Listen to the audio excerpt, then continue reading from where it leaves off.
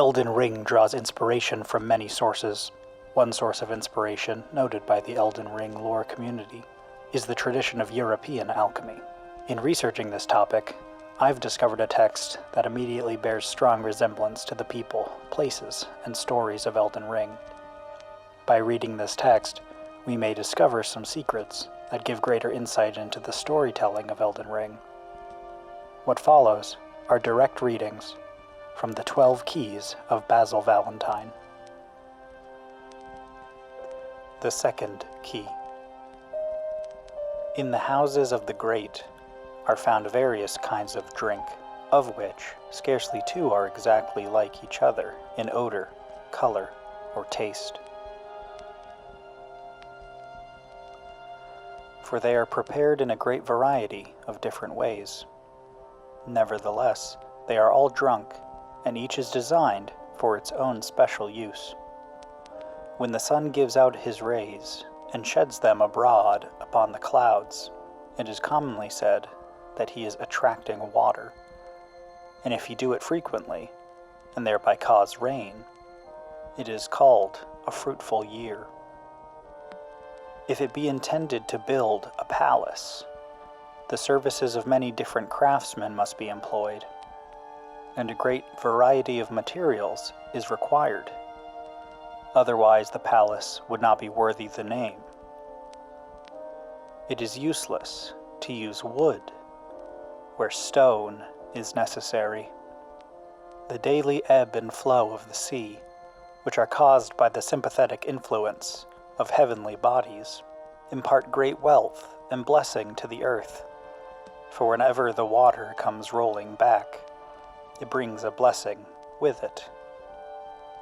A bride, when she is to be brought forth to be married, is gloriously adorned in a great variety of precious garments, which, by enhancing her beauty, render her pleasant in the eyes of the bridegroom.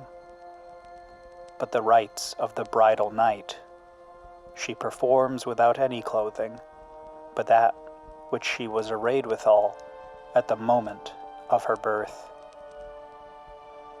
In the same way, our bridal pair, Apollo and Diana, are arrayed in splendid attire, and their heads and bodies are washed with various kinds of water, some strong, some weak, but not one of them exactly like another, and each designed for its own special purpose.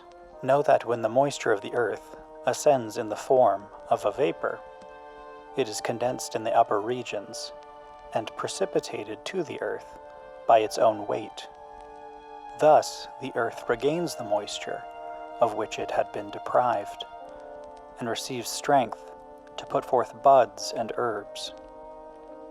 In the same way, you must repeatedly distill the water which you have extracted from the earth, and then again restore it to your earth, as the water in the Strait of Euripus frequently leaves the shore, and then covers it again until it arrives at a certain limit. When thus the palace has been constructed by the hands of many craftsmen, and the sea of glass has been absolved its course, and filled the palace with good things, it is ready for the king to enter and take his seat upon the throne. But you should notice that the king and his spouse must be quite naked when they are joined together. They must be stripped of all their glorious apparel, and must lie down together in the same state of nakedness in which they were born, that their seed may not be spoiled by mixing with any foreign matter.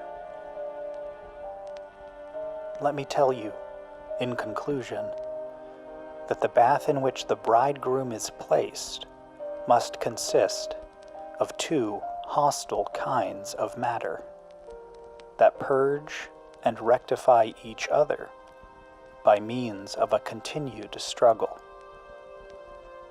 For it is not good for the eagle to build her nest on the summit of the Alps, because her young ones are thus in great danger of being frozen to death by the intense cold that prevails there.